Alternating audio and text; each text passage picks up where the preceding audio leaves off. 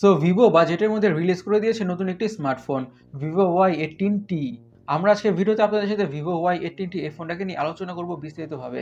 জানার চেষ্টা করব ফোনটা কী দামে বা কী প্রাইসে বাজারে এসেছে, সেই প্রাইসে কী কী স্পেক্স আর কী কী ফিচার্স অফার করছে এবং লো বাজেট স্মার্টফোন হিসেবে ডিভাইসটা অ্যাকচুয়ালিতে আপনাদের জন্য কেমন হতে যাচ্ছে, আপনাদের কিনা অথবা পারচেস করা উচিত হবে আর উচিত হবে না, সব কিছু নিয়ে কথা বলবো। So let's talk about Vivo Y18T।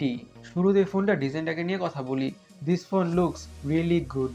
বিশেষ করে ব্যাক প্যানেল কালারটা প্লিজিং বা অ্যাস্থেটিক টু দ্য আইস। ডিভাইসটা অ্যাকচুয়ালিতে দেখতে খুবই সুন্দর লাগছে। ব্যাক প্যানেলে আরও থাকছে দুইটা ইন্ডিভিজুয়াল ক্যামেরা রিংস, যেটি দেখতে খুবই সুন্দর লাগে। গোল্ডেন কালারের দুইটা ক্যামেরা রিং ফোনটির অ্যাস্থেটিকনেস বা প্রিমিয়ামনেস অনেকটাই বাড়িয়ে তুলেছে। আর ফোনটির ওজন 185 গ্রাম হওয়াতে ফোনটিকে হাতে হোল্ড করতে অনেকটাই প্রিমিয়াম ফিলই পাওয়া যাবে। ফোনটি IP54 dust and splash resistant. এখন ফোনটি ডিসপ্লেটাকে নিয়ে কথা বলা যাক। ডিসপ্লেটা হচ্ছে 6.58 ইঞ্চের IPS ডিসপ্লে।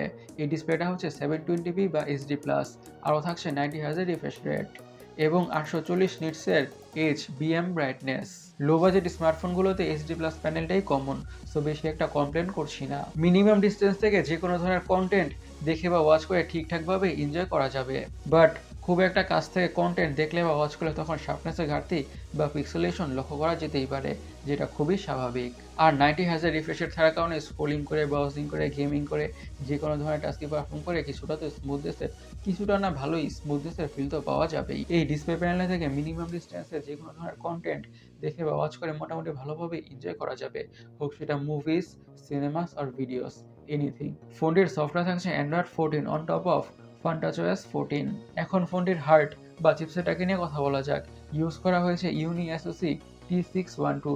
এটি একটি 12 ন্যানোমিটার বেসড অক্টাকোর প্রসেসর। এই প্রসেসরটা বা চিপসেটটা বাজেটের মধ্যে ঠিকঠাক আছে, চলে আর কি। বাট প্রসেসরটা বা চিপসেটটা খুব একটা হেভি ইউজার্সদের জন্য নয়। যে কোনো ধরনের গেমস লো সেটিংসে অনেকটা ভালোভাবেই খেলা যাবে, কোনো ধরনের ইস্যুস অর প্রবলেম ছাড়াই। মিডিয়াম টাইপের ইউজার্সদের জন্য প্রসেসরটা বা চিপসেটটা ঠিকঠাক আছে, কিন্তু হেভি ইউজার্সদের জন্য প্রসেসরটা ঠিকঠাক নাই। আর অবভিয়াসলি ফোনটিকে হেভি ইউজার্সদের জন্য বানানো হয় নাই।